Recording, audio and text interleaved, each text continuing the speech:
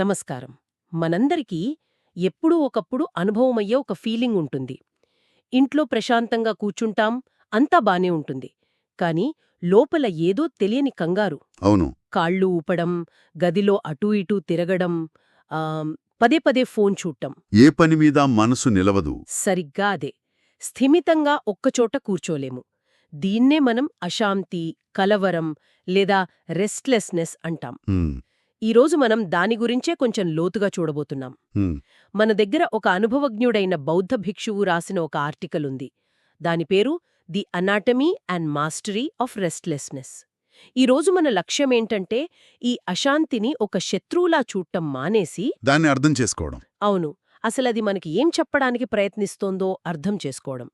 చాలా మంది ఈ ఫీలింగ్ని ఒక చికాకుగా చూస్తారు, ఏదో వదిలించుకోవాల్సిన సమస్యగా. నిజమే. కానీ మనం చదివిన ఆర్టికల్లో చెప్పేదేంటంటే, ఈ అశాంతి అనేది మన లోపల జరుగుతున్న దానికి ఒక బయటి అలారం లాంటిది. ఓ, అలారం లాంటిదా? ఆ ఒక ప్రెషర్ కుక్కర్ విజిల్ వేసినట్టన్మాట. లోపల ఆవిరి ఎక్కువైందని మనకు చెబుతుంది. అంటే అది మన అంతరంగం నుండి వస్తున్న ఒక ముఖ్యమైన సంకేతం. దాన్ని మనం విస్మరించకూడదు. ఓకే, ప్రెషర్ కుక్కర్ విజిల్ అన్నారు. చాలా ఆసక్తికరంగా ఉంది. అంటే ఆ లోపలున్న ఆవిరి ఏంటి? ఈ అశాంతి అసలెక్కడ్నించి పుడుతుంది? ఆ ఆర్టికల్ ప్రకారం ఈ అశాంతి అనేది రూపాంతరం చెందిన మానసిక శక్తి. మానసిక శక్తి. అవును.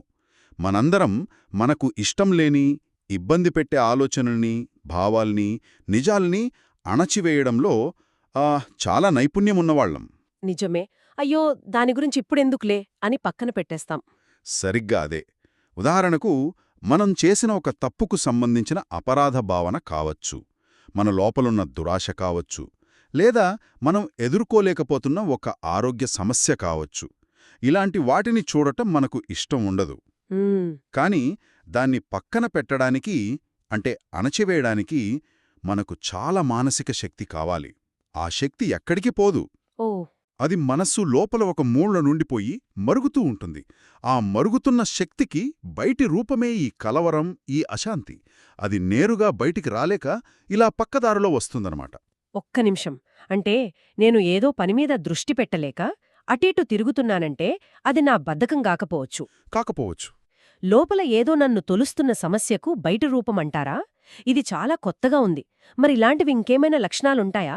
అంటే ఈ శక్తి బయటకు ఎలా కనిపిస్తుంది? మంచి ప్రశ్న. ఆ ఆర్టికల్లో 3 ముఖ్యమైన రూపాల గురించి చెప్పారు.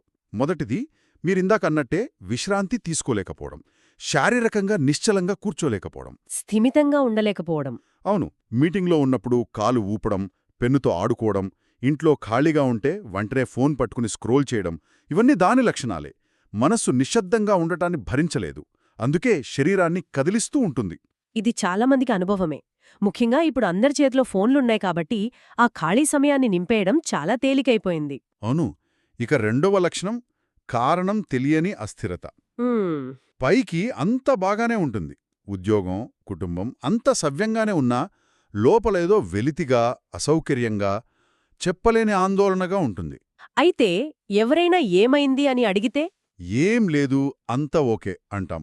ఎందుకంటే ఆ ఫీలింగ్కి కారణమేంటో మనకే తెలీదు. అది మనసు ఉపరితలం కింద కంపిస్తూ ఉంటుంది. ఆ ఫీలింగ్ నాకు తెలుసు. ఒక రకమైన అనీజీనెస్. మరి మూడోది? మూడోది చాలా తీవ్రమైనది. లేచి పారిపోవాలి అనే బలమైన కోరిక. Flight response. అవును, ఫ్లైట్ రెస్పాన్స్ అంటారు. ఆ పరిస్థితి నుండి, ఆ చోటు నుండి వెంటనే పారిపోవాలనిపిస్తుంది. ఒక ఫంక్షన్లో ఉన్నప్పుడు తిడీరినా ఇక్కడ ఉండలేను, వెళ్ళిపోవాలి అనిపిస్తుంది. ధ్యానంలో కూర్చున్నప్పుడు కూడా. కరెక్ట్. ధ్యానంలో కూర్చున్నప్పుడు 5 నిమిషాలకే నా వల్ల కాదు అని లేచిపోవాలనిపిస్తుంది. ఆ అసౌకర్యం నుండి తప్పించుకోవడానికి మనసు చేసే ప్రయత్నమే అది. ఈ 3 లక్షణాలు ఆ అణిచివేయబడిన శక్తి యొక్క బయటి రూపాలు. నాకైతే ఇలాంటి ఫీలింగ్ వచ్చినప్పుడు వెంటనే ఏదైనా పాటలు వినడమో, ఫ్రెండ్కి ఫోన్ చేయడమో చేసి మైండ్ డైవర్ట్ చేయడానికి చూస్తాను. అదే కదా అందరూ చేసేది. అవును. కానీ ఈ ఆర్టికల్ వేరేగా చెప్తోందంటున్నారు. ఇక్కడే అసలు విషయం ఆసక్తికరంగా మారుతుంది. అవును. ఇక్కడే ఆ భిక్షు ఒక విప్లవాత్మకమైన ఆలోచనను ముందుకు తెచ్చారు. సాధారణంగా మనం చేసేది పోరాడటం, ఆ ఫీలింగ్ని తరిమి కొట్టాలని చూస్తాం, లేదంటే దాన్నుండి పారిపోతాం. కాని ఆయన చెప్పేదేంటంటే, పోరాడవద్దు, గమనించండి అని. గమనించడమా? ఆ అశాంతిని ఒక శత్రువులా కాకుండా ఒక ప్రయోగశాలలో పరిశీలించే ఒక వస్తువులా చూడమంటారు. వినడానికి చాలా వింతగా ఉంది. మనల్ని కాల్చుకు తినే ఫీలింగ్తో కూర్చుని దాన్ని గమనించడమా? అదెలా సాధ్యం? అంటే మనం చెయ్యకూడనివి, చెయ్యాల్సినవి ఏమైనా ఉన్నాయా? ఖచ్చితంగా. ఈ తేడాను అర్థం చేసుకుంటేనే ఈ పద్ధతి పనిచేస్తుంది. మొదట మనం సాధారణంగా చేసే పొరపాట్లు అంటే చెయ్యకూడనివి చూద్దాం. ఓకే. మొదటిది దానితో యుద్ధం చేయడం. ఈ ఫీలింగ్ నాకొద్దు, ఇది పోవాలి అని దానితో కుస్తీ పట్టడం. ఇలా చేసిన కొద్దీ దానికి బలం పెరుగుతుంది. అంటే నిప్పు మీద పెట్రోల్ పోసినట్టా? సరిగ్గా అదే. రెండవది దాన్ని ఇంకా లోతుగా అణచివేయడానికి ప్రయత్నించడం. లేదు లేదు నాకంతా బానే ఉంది అని మనకు మనం సర్ది చెప్పుకోవడం. హ్మ్. మూడవది ఆ అసౌకర్యానికి లొంగిపోయి మనం చేస్తున్న పని, ఉదాహరణకు ధ్యానం, ఆపేయడం. నా వల్ల కాదు అని మధ్యలోనే వదిలేయడం. అవును. చివరిగా చాలా ముఖ్యమైనది, అశాంతిగా ఉన్నందుకు మనల్ని మనం తిట్టుకోవడం. నాకే ఎందుకిలా అవుతోంది, నాలో ఏదో లోపముంది అని ఆత్మవిమర్శ చేసుకోవడం. ఇవన్నీ ఆ మంటను ఆర్పడానికి బదులు దాన్ని మరింత పెద్దవి చేస్తాయి. ఓకే. అంటే దానితో యుద్ధం చెయ్యకూడదు, దాన్ని అణచివేయకూడదు, దానివల్ల మనల్ని మనం తిట్టుకోకూడదు. ఇవన్నీ మనం సాధారణంగా చేసే పనులే. అలాంటప్పుడు అసలు దాన్ని ఏం చెయ్యాలి? దాన్ని చూస్తూ ఊరికే కూర్చోవాలా? ఆ మాటల్లో నిజముంది. దాన్ని చూస్తూ కూర్చోవాలి, కాని ఊరికే కాదు, బుద్ధిపూర్వకంగా బుద్ధిపూర్వకంగా? చాలి దాని ఉనికిని గుర్తించాలి. రెండవది దాన్ని జాగ్రత్తగా ఒక శాస్త్రవేత్తలా గమనించడం. తీర్పులు లేకుండానా? అవును, ఎలాంటి తీర్పులు లేకుండా ఇది మంచిది, ఇది చెడ్డది అని లేబుల్స్ వేయకుండా కేవలం అది శరీరంలో ఎక్కడ అనిపిస్తోంది, గుండెల్లో దడగా ఉందా, పొట్టలో తిప్పినట్టుందా, దాని స్వభావం ఎలా మారుతోంది అని ఒక కుతూహలంతో గమనించాలి. అంటే ఆ భావనతో మనల్ని మనం గుర్తించుకోవడం మానేసి, దానికి మనకి మధ్య ఒక దూరాన్ని సృష్టించడమన్నమాట. ఇది ఒక రకమైన మానసిక వ్యాయామంలా ఉంది. ఇది ఎలా పనిచేస్తుందంటే, ఒక చిన్నపిల్లాడు అల్లరి చేస్తున్నట్టు మీరు వాడిమీద ఎంత గట్టిగా అరిస్తే వాడంత రెచ్చిపోతాడు కదా. నిజమే. అదే మీరు కాసేపు పట్టించుకోకుండా వాడేం చేస్తున్నాడో ఊరకంట గమనిస్తూ సైలెంట్గా ఉంటే కాసేపటికి వాడికే బోరు కొట్టి ఆపేస్తాడు. ఈ అశాంతి కూడా అంతే. మనం దానితో పోరాడుతున్నంతసేపు దానికి కావలసిన అటెన్షన్ అంటే శక్తి మనమే ఇస్తున్నాం. ఓ. గమనించడం మొదలుపెట్టగానే ఆ ఫ్యూయల్ కట్టయిపోతుంది. అందుకే మూడవ అత్యంత కష్టమైన స్టెప్పేంటంటే ఆ అసౌకర్యాన్ని భరిస్తూ నిశ్చలంగా కూర్చోవడం, పారిపోవాలనే కోరికను ఎదిరించి కూర్చోవడం. కానీ దీనివల్ల ఫలితమేంటి? కేవలం గమనించడం వల్ల ఆ అశాంతి ఎలా పోతుంది?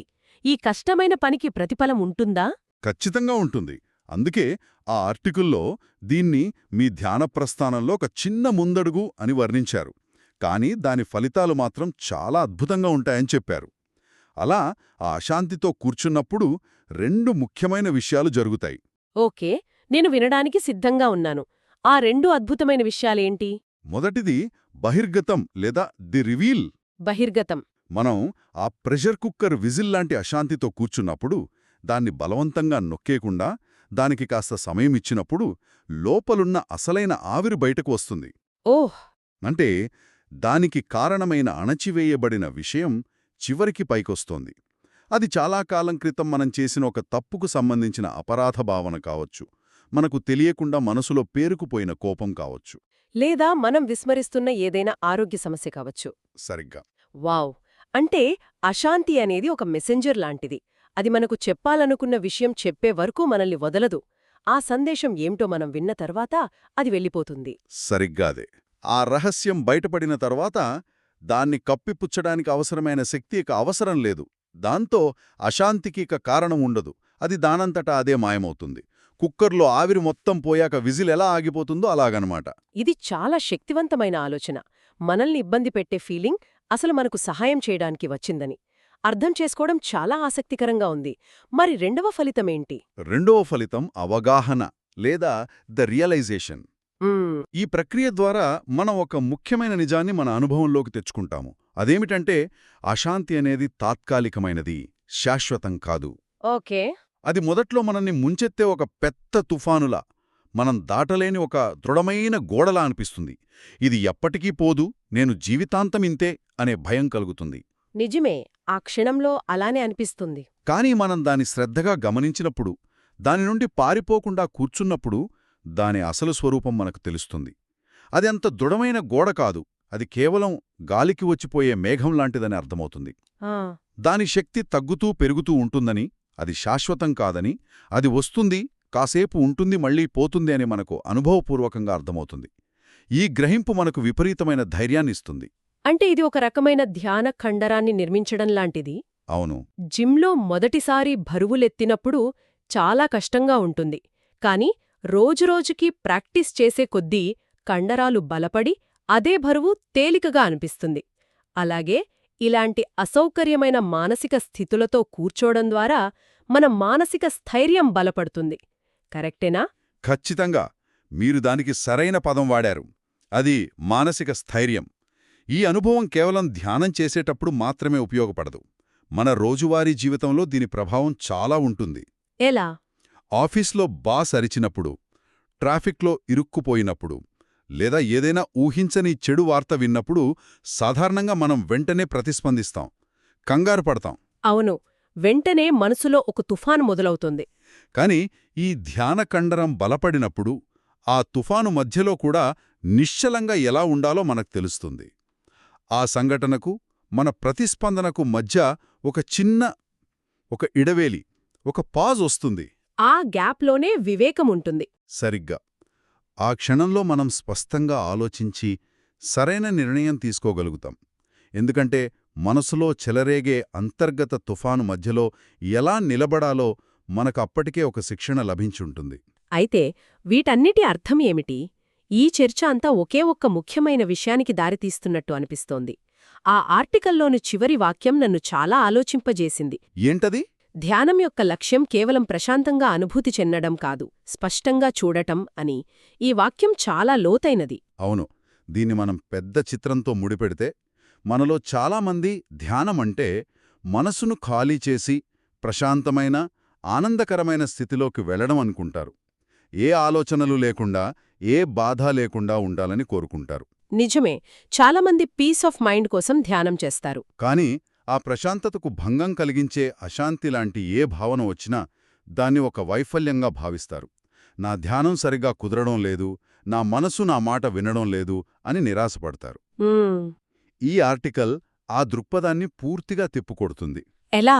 అశాంతి అనేది మీరు ధ్యానంలో విఫలమవుతున్నారని చెప్పే సంకేతం కాదు. నిజానికి అది మీరు పరిష్కరించడానికి మీ ముందుకు వచ్చిన అసలైన పని. ఓ, అది మీ మార్గానికి అడ్డంకి కాదు, అదే మీ మార్గం. అదొక సమస్య కాదు, అది ఒక అవకాశం. మన లోపల దాగి ఉన్నదాన్ని బయటకు తీసుకురావడానికొచ్చిన ఒక అవకాశం. ఇది అద్భుతంగా ఉంది. అంటే మనమొక ప్రశాంతమైన సరస్సును వెతుక్కుంటూ వెళ్ళక్కర్లేదు. లేదు. మన ముందున్న కల్లోలమైన సముద్రంలోనే ఈత కట్టడం నేర్చుకోవాలి. సరిగ్గా చెప్పారు. ఈ ఒక్క అవగాహన మొత్తం అనుభవాన్ని చూసే దృక్పథాన్ని మారుస్తుంది. మనమిక అయ్యో నాకశాంతిగా ఉందని బాధపడటం మానేసి, ఆహా, నా లోపల ఏదో బయటకు రావడానికి ప్రయత్నిస్తోంది, అదేంటో చూద్దాం అనే కుతూహలంతో దాన్ని సమీపిస్తాం. అప్పుడు ఆ అశాంతి మన శత్రువు కాదు, మన గురువవుతుంది. అవును. అంటే లక్ష్యం ప్రశాంతతను వెతకడం కాదు, సత్యాన్ని చూడటం, మన లోపల ఉన్న నిజమైన స్థితిని. అది అసౌకర్యంగా ఉన్నప్పటికీ ధైర్యంగా చూడటం. దాన్ని చూడగలిగినప్పుడే అసలైన స్వేచ్ఛ, అసలైన ప్రశాంతత లభిస్తాయి. సరిగ్గా అదే. ప్రశాంతత అనేది లక్ష్యం కాదు, అది స్పష్టత యొక్క సహజ ఫలితం, ఒక బైప్రాడక్ట్ అన్నమాట. మనం మన అంతర్గత ప్రపంచంలో ఏమి జరుగుతోందో స్పష్టంగా, తీర్పు లేకుండా చూడగలిగినప్పుడు ఆ అంగీకారం నుండే ప్రశాంతత పుడుతుంది. అది బలవంతంగా తెచ్చుకున్నది కాదు, అది సహజంగా వచ్చేది. ముగింపుగా మనం ఈ చర్చ నుండి నేర్చుకున్న ముఖ్యమైన విషయాలను ఒక్కసారి గుర్తుచేసుకుందాం. మొదటిది, మనల్ని ఇబ్బంది పెట్టే అశాంతి ఒక శత్రువు కాదు, అది మన అంతరంగం పంపుతున్న ఒక ముఖ్యమైన సంకేతం, ఒక మెసెంజర్. అవును, అది అణచివేయబడిన శక్తి యొక్క ఒక రూపం. రెండవది, దానిని ఎదుర్కొనే వ్యూహం దానితో పోరాడడం కాదు, దాన్ని ఒక శాస్త్రవేత్తలా బుద్ధిపూర్వకంగా గమనించడం. మూడవది, ఈ ప్రక్రియ ద్వారా మనం దాగి ఉన్న సమస్యలను బహిర్గతం చేయడమే కాకుండా అన్ని మానసిక స్థితులు తాత్కాలికమైనవని గ్రహించి దీర్ఘకాలంలో మానసిక స్థైర్యాన్ని పొందుతాము. ఈ ఆర్టికల్ ఈ అవగాహనను కేవలం ఒక తాత్విక ఆలోచనగా కాకుండా ఒక ఆచరణాత్మక మార్గదర్శకంగా మార్చమని సూచిస్తుంది. కాబట్టి శ్రోతలకు ఒక ఆలోచనను మిగిల్చి వెళ్దాం. తప్పకుండా. తదుపరిసారి ఆ అశాంతి భావన కరిగినప్పుడు ఆ ఫీలింగ్ నుండి పారిపోవడానికి వెంటనే ఫోన్ చూడటమో ఇంకేదైనా పని వెతకటమో చేయడానికి బదులుగా ఒక ప్రయోగంలా కేవలం 2 నిమిషాలు అవును, కేవలం 2 నిమిషాలు దాంతోనే నిశ్శబ్దంగా కూర్చుని నువ్వు నాకేమి చెప్పడానికి ప్రయత్నిస్తున్నావు అని మనల్ని మనం మృదువుగా ప్రశ్నించుకుంటే ఎలా ఉంటుంది? ఆ 2 నిమిషాల నిశ్శబ్ద క్షణంలో ఏమి బహిర్గతం కావచ్చు?